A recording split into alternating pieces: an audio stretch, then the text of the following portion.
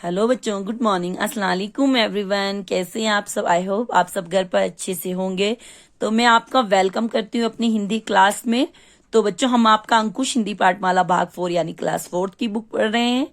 तो बच्चों, हम आपका एक स्टोरी पढ़ रहे थे, साधु की सलाह। किस तरह वो दो भाई होते हैं, किस तरह उनकी संपत्ति का बंटवारा होता है, किस तरह वो साधु उसको कुछ कान में कहता है और वो क्या करता है। अब आगे पढ़ेंगे इंशाल्लाह। तो हमने पढ़ा था कि एक गांव में दयाराम और मायाराम नाम के दो भाई रहा करते थे।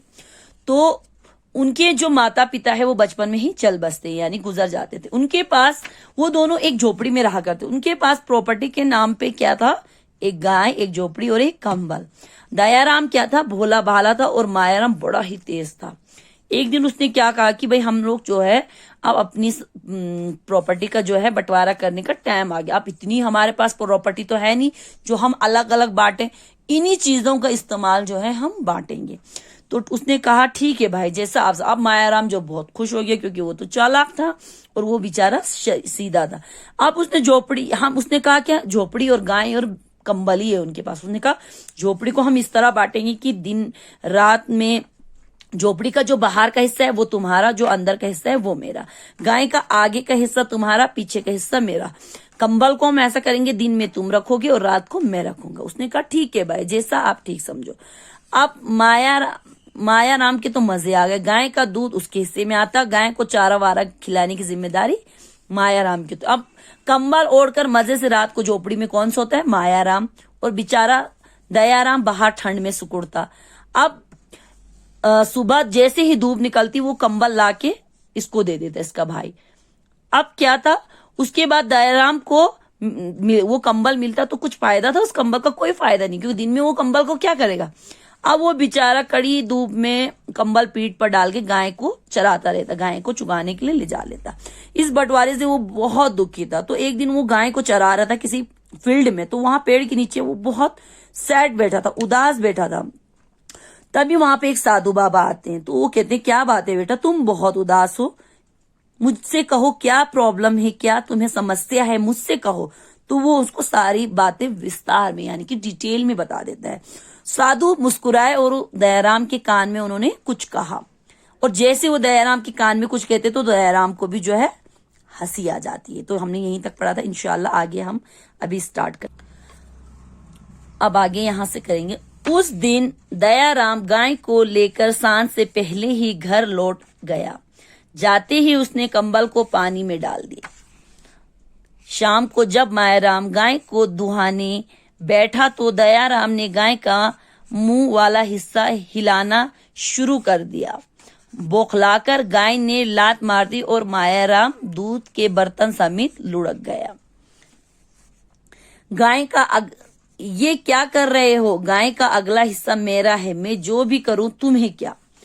चोट सहलाता भूखा प्यासा मायाराम जब सोने के लिए झोपड़ी में जाने लगा तो उसने कंबल मांगा। दयाराम ने कंबल दे दिया। अरे ये तो भीगा है, इसे मैं कैसे ओढ़ूंगा? तुमने इसे क्यों गीला कर दिया? दिन में ये मेरा है, मैं इसका कुछ भी करूं तुम्हें क्या। अब देखो अब क्या हुआ, उसके कान में साधु बाबा ने क्या कहा होगा ये आप समझ गए होंगे। तो वो उस दिन दयाराम जो है घर जो है जल्दी लौट गया। गाय को लेकर वो सांझ कहते हैं शाम का समय, ठीक है। वो शाम के समय जो है शाम होने से मतलब पहले ही जो है वो घर लौट आता है।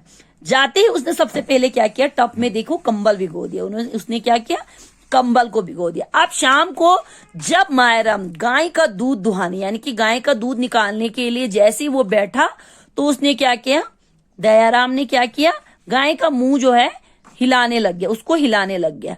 तो बौखला कर, अब जैसे गाय को इस तरह हिलाएंगे तो वो बौखला जाएगी और वो लात मारेगी। गाय ने जैसे ही उसका मुंह हिलाने लग गया, वो बौखलाकर उसने जोर से लात मारी और मायाराम दूध के बर्तन समेत जो है नीचे गिर गया। ये देखो, लुढ़क कर नीचे गिर गया।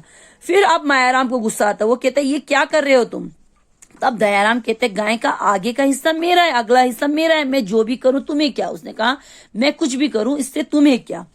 चोट सहलाता, अब उसको चोट लगी थी, वो चोट को अपने सहलाता हुआ भूखा प्यासा मायाराम जब अब सोने की बारी आए, वो सोने के लिए जब वो अपनी झोपड़ी में जाता है जैसे वो झोपड़ी में जाने लगता उसने उससे कहा कि दयाराम भाई अपना आप मुझे कंबल दे दो। तो ठीक है, उसने ला के उसके हाथ में कंबल दे दिया। अरे ये तो भीगा हुआ है, इसे मैं कैसे पहनूंगा, इसे तुमने क्यों गीला किया। वो कहता है कि इसको तुमने आखिर गीला क्यों किया, ये देखो पानी टपक रहा है उसमें से। उसने कहा दिन में तो ये मेरा है, इसका मैं कुछ भी करूं तुम्हें क्या। उसने कहा कि दिन में तो कंबल मेरा है, इसका मैं कुछ भी करूं, इससे तुम्हें क्या। मायाराम वाकई कुछ ना कह सका, बस गुस्से से पैर पटकता झोपड़ी में चला गया। अभी दरवाजा बंद ही कर रहा था कि उसने देखा दयाराम झोपड़ी पर कुछ छिड़क रहा है, मिट्टी का तेल। अरे इसे क्यों डाल रहे हो, इससे झोपड़ी जल सकती है। हाँ तो बाहर का हिस्सा मेरा है, मैं कुछ भी करूं, तुम्हें क्या। मायाराम ने दयाराम के पैर पकड़ लिए। मुझे माफ कर दो भाई, मैंने तुम्हारे साथ बड़ी ज्यादती की है। चलो तुम भी झोपड़ी के अंदर, हम मिल बांट कर हर चीज का इस्तेमाल करेंगे। इसके राइटर का नाम है बच्चों नरेंद्र कुमार भाटी। अब देखो बच्चों, दयाराम वाकई में कुछ नहीं कर पाया, उसको गुस्सा बहुत आ रहा था लेकिन वो कुछ नहीं कर पाया। अपने पैर पटकते हुए वो झोपड़ी के अंदर चला जाता है। अभी वो उसने दरवाजा बंद भी नहीं किया था कि उसने क्या देखा कि दयाराम जो है एक कैन में केरोसिन यानी कि मिट्टी का तेल लेकर जो है झोपड़ी के बाहर छिड़क रहा है। फिर तब तक मायाराम कहता है मिट्टी का तेल, अरे तुम ये क्यों डाल रहे हो। इसने कहा कि झोपड़ी इससे जल सकती, केरोसिन से अगर हम मिट्टी का तेल जो है अपनी झोपड़ी के ऊपर डालेंगे घास फूस की तो वो जल सकती है, उसमें हम माचिस वगैरह का इस्तेमाल करेंगे तो वो जल सकती है। तो उसने कहा कि हाँ बाहर का हिस्सा मेरा है, मैं कुछ भी करूं तुम्हें क्या। अब मायाराम को समझ में आ गया कि ये सब वो क्यों कर रहा है।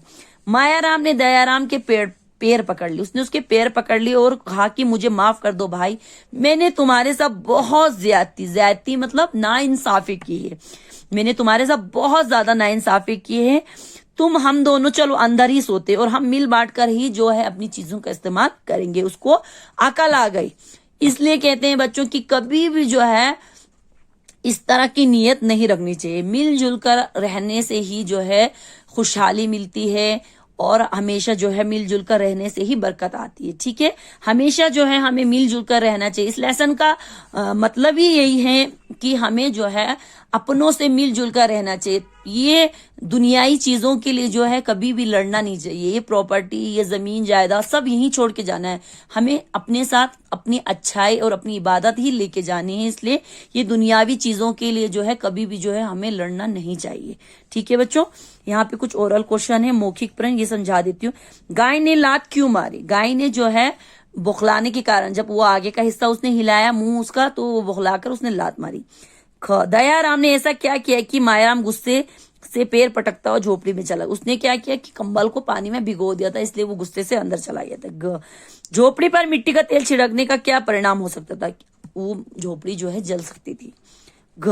मायाराम ने दयाराम से माफी क्यों मांगी। अपनी चालाकी की वजह से उसने माफी मांगी, क्योंकि उसने उसके साथ बहुत ही ज्यादती की थी, उसके साथ बहुत ज्यादा नाइंसाफी की थी। तो बच्चों यहीं तक रखिए, इंशाल्लाह इसके शब्दार्थ और क्वेश्चन आंसर हम आपको कल समझेंगे। अल्लाह हाफिज, तब तक अपना ख्याल रखिएगा और बुक रीडिंग करिए घर में। Okay, thank you, Allah Hafiz.